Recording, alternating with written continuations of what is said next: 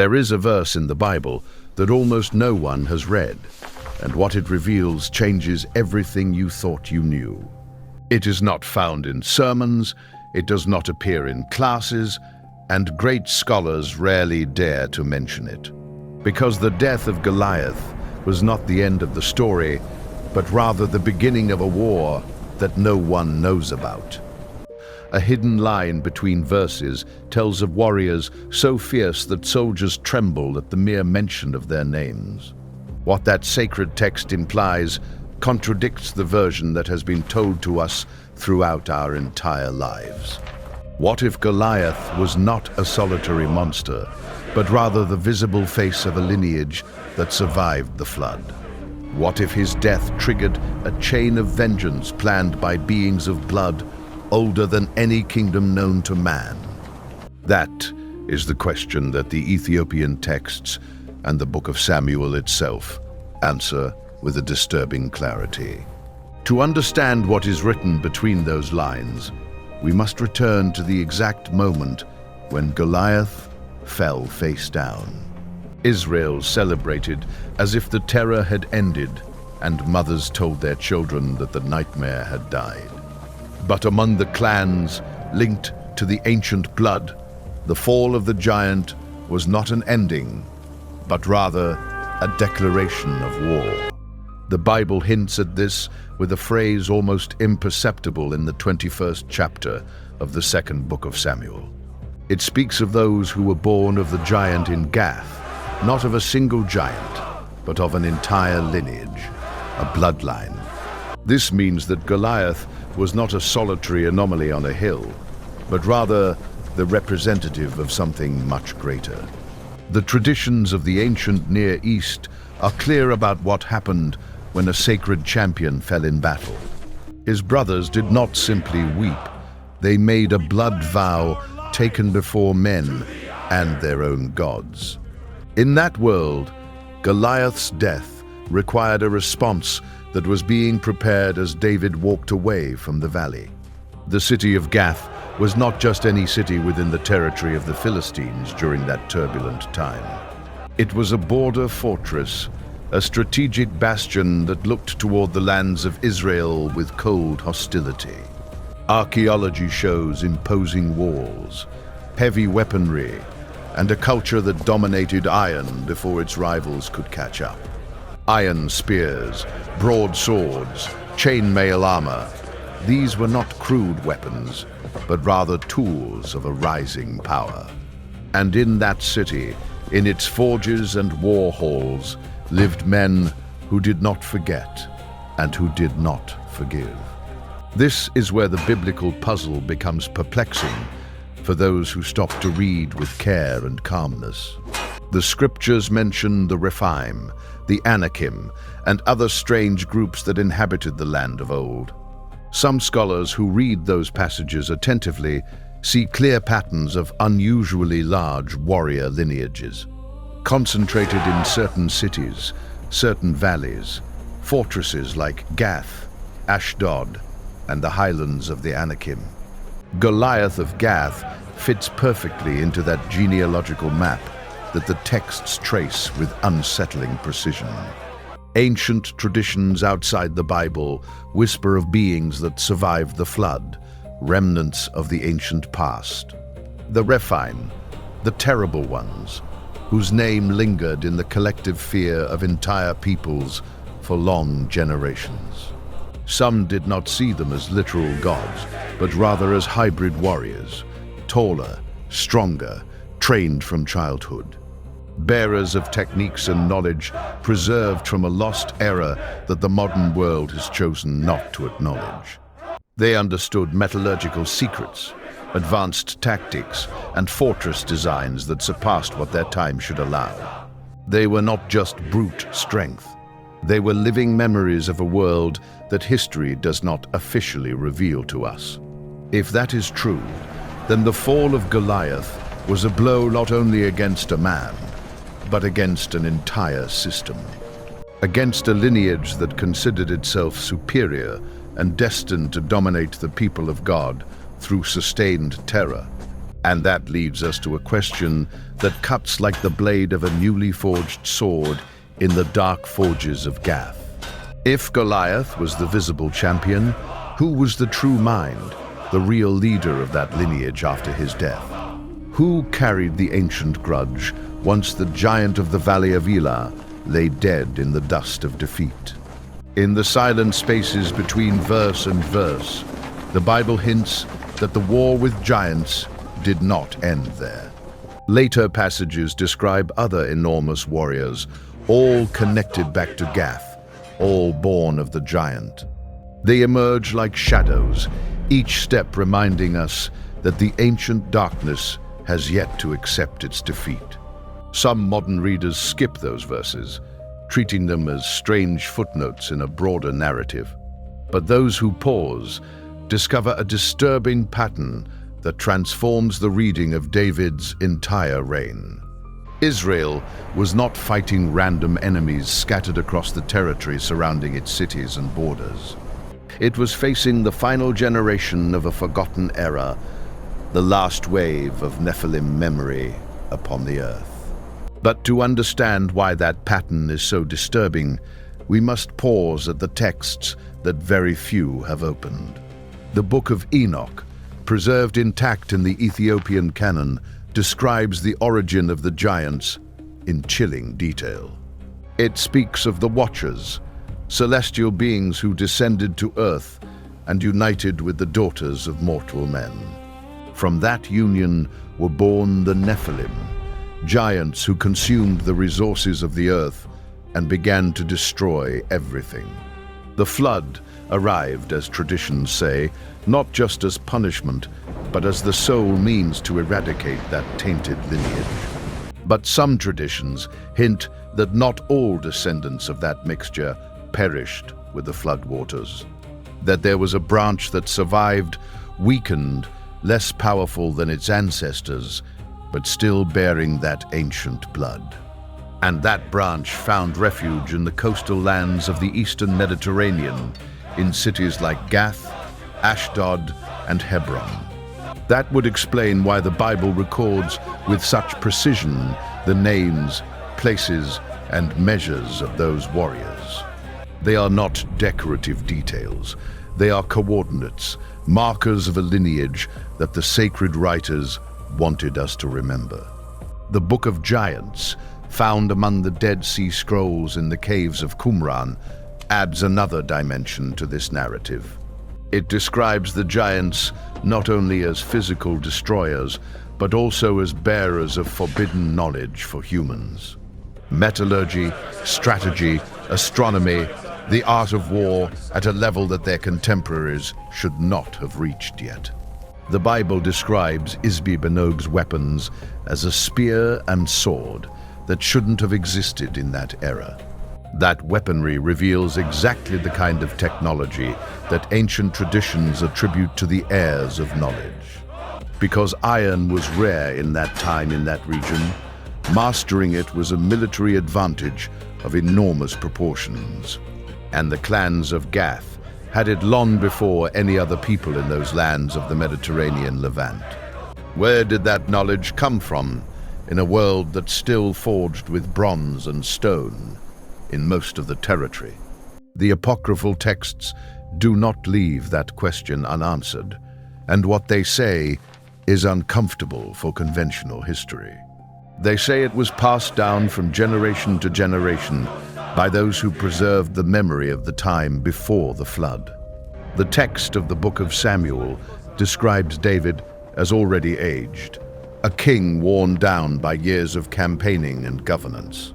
The boy who ran toward Goliath with a sling and 5 smooth stones was no longer a boy.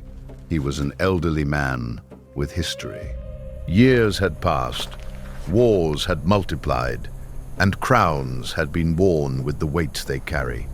And now the giant slayer was tired, more tired than he would ever have admitted to his own army. The Bible moves us to that new scene in the 21st chapter of the 2nd book of Samuel with total coldness. We no longer see the triumphant and youthful hero of the bright valley. We see an aged king still leading his people. The Philistine forces rise again like a recurring nightmare that never fully dissipates from the horizon. And in the shadows of their ranks, something immense moves with the patience of one who has waited many years for its moment. This is where he appears, Ishbi-Benob, a descendant of the giant, of the same blood, from the same house of Gath. The text calls him one of the descendants of the giant, the same line, the same lineage that had begotten Goliath. Some identify him as Goliath's brother, others as a relative from the clan of the warriors of the city of Gath. But one thing is absolutely clear in the narrative. This man is not simply another soldier among the Philistines. He is a vessel of vengeance, a warrior trained from childhood with a single purpose inherited with his own blood. Only the tip of his spear weighs hundreds of shekels of bronze, much more than the standard weaponry of that time. He also carries a new sword, freshly forged, a detail that suggests metallurgy superior to what the context dictates. For the people of that era, such a weapon was not simply sharp. It was a symbol that chilled the blood upon seeing it. It was a sign that the Philistines had the best metals, the best blacksmiths, and the best war technology. And in his heart beat a mission that nothing could have torn away, to kill the man who had shamed his sacred lineage. The battle unfolds, and David is there, in the midst of the combat as always, as if the years weighed nothing. But the text says something that shakes the reader who knows the story from the beginning and reads it anew. David became weary. Those two words contain all the weight of what was about to occur in that very moment. The giant slayer was faltering. The man whose faith had made him invincible now felt the burden of the years. His steps were slowing, his vision was clouding, and in that precise moment, Ishbi-Benob saw him in a new light. Not as a king or as a living legend, but as prey that was finally within reach of his heavy spear. The tension concentrates in those lines like never before in the entire narrative of the most famous king of Israel. We are no longer in the bright valley of Elah, with a young shepherd and an open sky and victory clear before our eyes. We are in a time that is harsher and heavier, with a weary king and a calculated assassin approaching step by step. Ishbi-Benob moves toward David like a storm that makes no noise until it is too late to escape. One against one, giant against man, the lamp of Israel swaying in the field with no one nearby to hold it steady. David stumbles. He cannot run like before. He cannot fight like he did when he was young, and faith burned without limit. The moment that the Bible records is terrifying in its simplicity. The giant believed he could kill David and approached. The steel flashed, a massive spear rose up, and for the first time, it seemed that everything could end in that instant.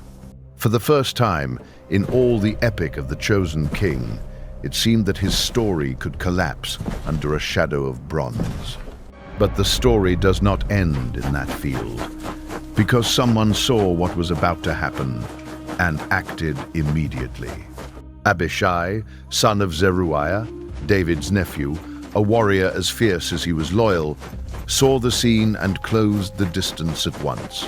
The text tells us that he came to David's aid, struck the Philistine, and killed him before the spear could descend.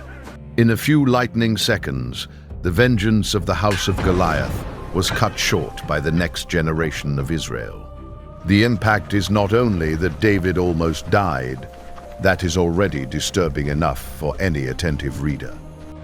For the first time, the giant falls not to the king, but to the warrior he trained.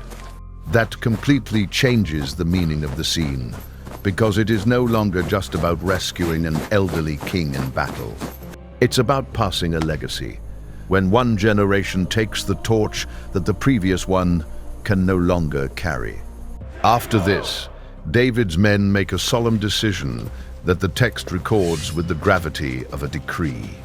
They tell him, "You will no longer fight with us, so you do not extinguish Israel's lamp in the field of war." They are not simply protecting a person. They are protecting a symbol, a vocation, a sacred covenant with the people.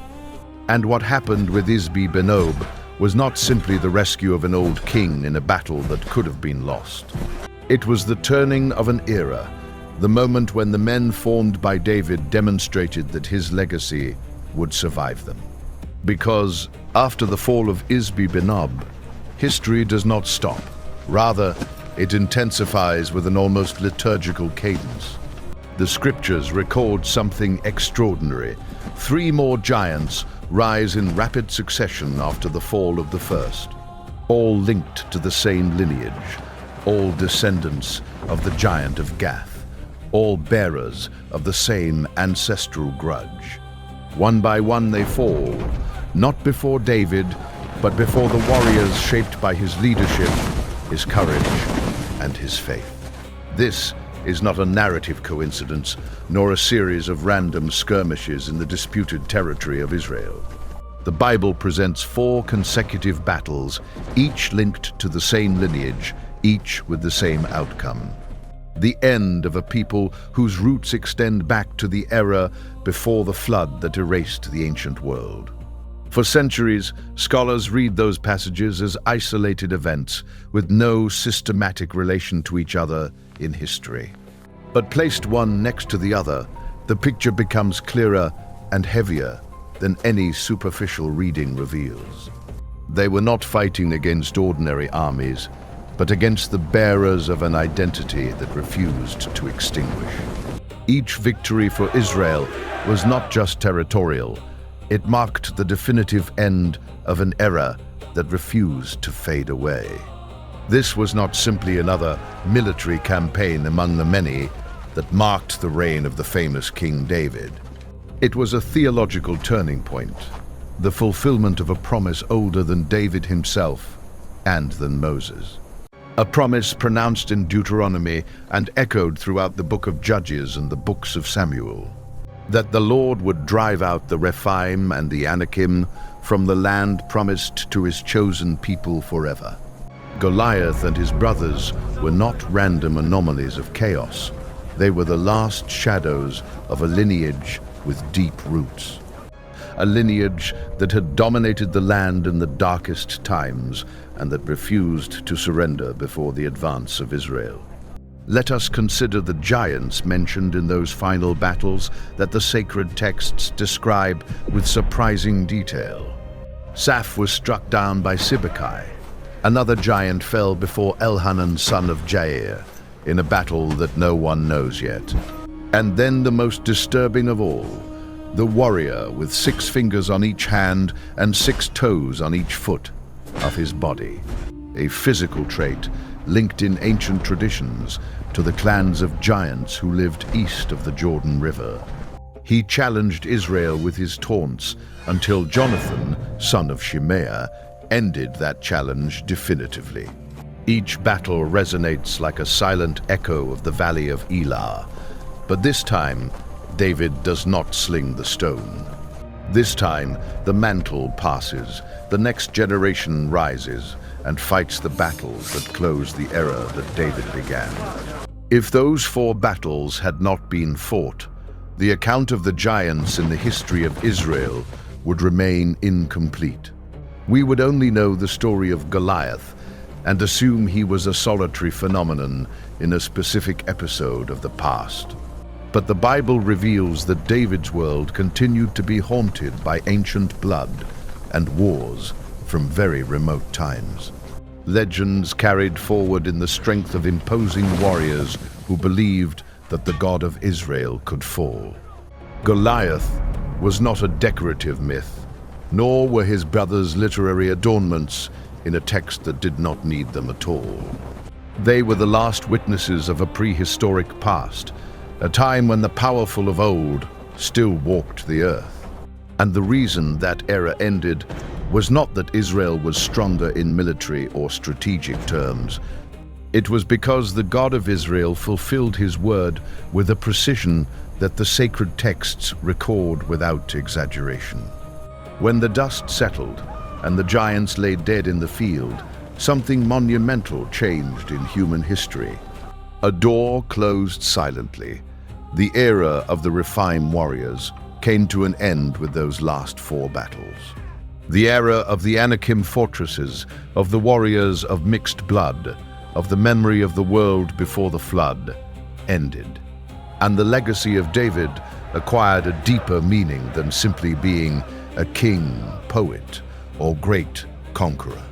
He was the man whose life was situated at the hinge between 2 worlds, that of the giants and the fated destiny of Israel.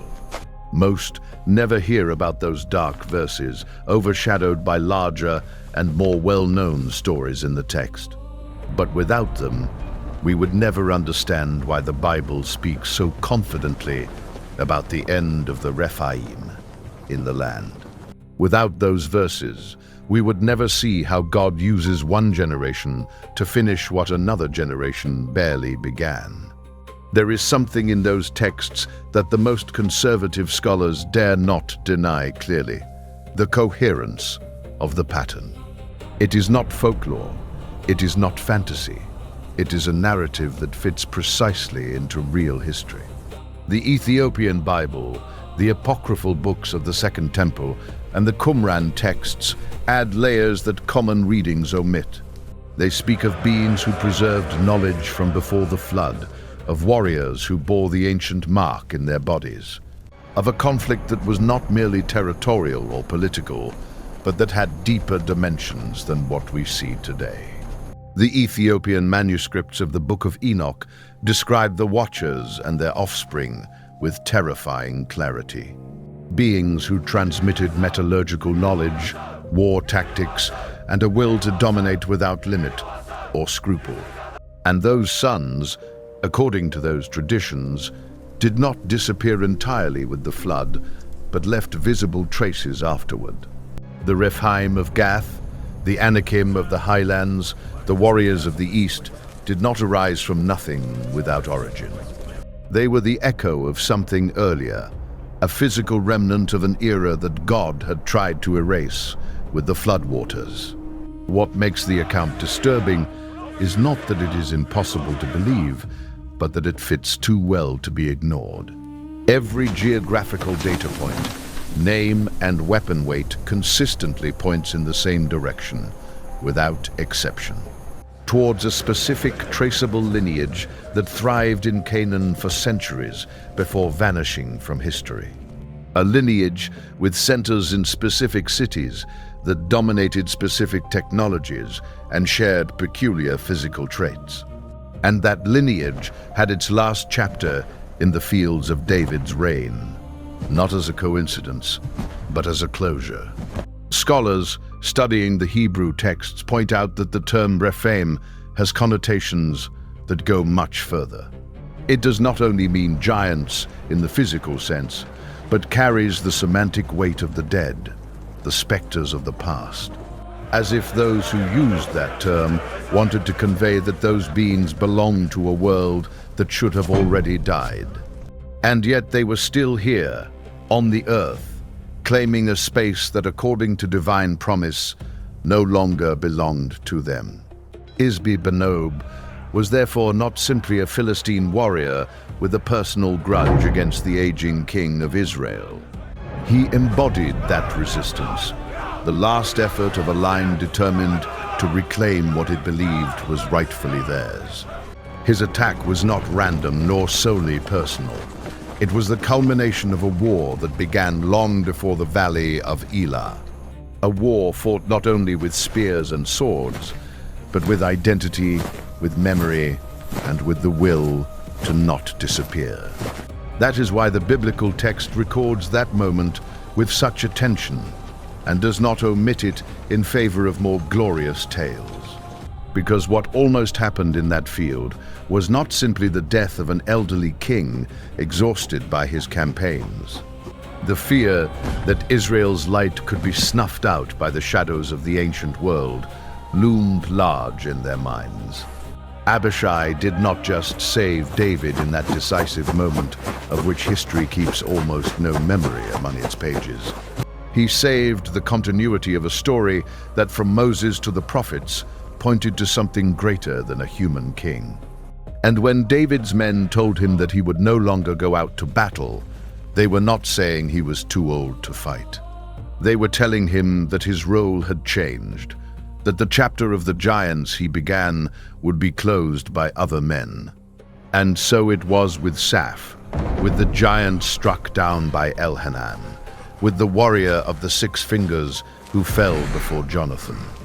4 battles, 4 giants, 4 definitive falls that closed a door that had been open for many centuries. When the last of them fell, Israel did not just win another battle in the long series of conflicts in its history. It closed a chapter that had begun before the flood, before Abraham, before Israel existed as a concept. What happened in those battles was the conclusion of a story that few dare to follow in its total extension. A story that connects the world before the flood with King David through a line of blood and conflict. The Ethiopian texts of Enoch, the Book of Giants from Qumran, the Aramaic Targumim, all point to the same thing. The land of Canaan was a battlefield between 2 conceptions of the world and of power for centuries of history. One side believed its lineage was destined to dominate due to its origin, size, and superior technology. On the other, a small pastoral people without great fortresses or standing armies, but bearers of a promise. The victory of that small people over those enormous warriors was not a matter of strategy or luck on the field. It was the visible demonstration that the promise God had made was real and would be fulfilled regardless of the forces. David sensed it when he ran toward Goliath, but it took him a lifetime to understand the full weight of that first step. That the first stone had not only killed a man, it had initiated the closing of an era that awaited its end. And that end came not in a grand epic battle with names in the books, but in 4 almost forgotten combats of the text. 4 enormous warriors, 4 men of Israel, 4 victories that no one celebrated with the intensity of the first triumph, but which were, according to sacred text, the final fulfillment of a promise God made centuries earlier to his people. Today, thousands of years later, those verses wait in the pages of the Bible for those who have the courage to read them, waiting for those who do not settle for the superficial version of the sacred story and want to see what lies beneath. Because what lies between those lines is more than history. It is a pattern that speaks to us of how the most ancient ends. Not with a thunderous sound that everyone remembers, but with 4 silent combats that almost no one knows today. However, there is a question that scholars cannot resolve with the data that official history offers us. Why do those warriors always appear in the same geographical corridor, in the same strip between the sea and the desert? Why are their physical traits so consistent across generations that extend over centuries of history? Why do their weapons always exceed in quality and weight everything that the context of their time should have produced? The archaeologists who have excavated the strata of Gath find evidence of a cultural continuity that surprises. This is not a city that changes hands and identity with each generation, as happened in other cities. It is a city with a persistent identity, with a tradition that seems to have resisted changes for centuries. This cultural persistence aligns with the biblical text, a house, a lineage, and a continuous bloodline. When the Bible speaks of those born of the giant in Gath, it is not using a poetic metaphor to speak of greatness. It is using a precise genealogical category, the same category it uses in other contexts, where it traces real lineages. That is what makes these verses so uncomfortable for those who read them with attention and without haste or prejudice. They do not fit into any of the categories we use to separate the mythical from the historical in sacred texts. They are too specific to be legend and too unusual to be simply conventional military history. They occupy that strange territory where archaeology ends and something that has no name yet begins to speak. And in that territory, between the verse and the material evidence, the story of Ishbi-Benob takes on a new dimension. A dimension that turns the almost assassination of David not into a war accident, but into the last act of an era. The moment when the most remote past of humanity attempted for the last time to reclaim the present and failed to do so. And when Abishai closed that gap, he unknowingly closed the last door between the ancient world and the one that was coming. Goliath's brother, who nearly killed David, fell and marked the end of the last Nephilim lineage on earth. If this story opened a door to the deeper mysteries of the scriptures for you, subscribe and do not miss what is coming.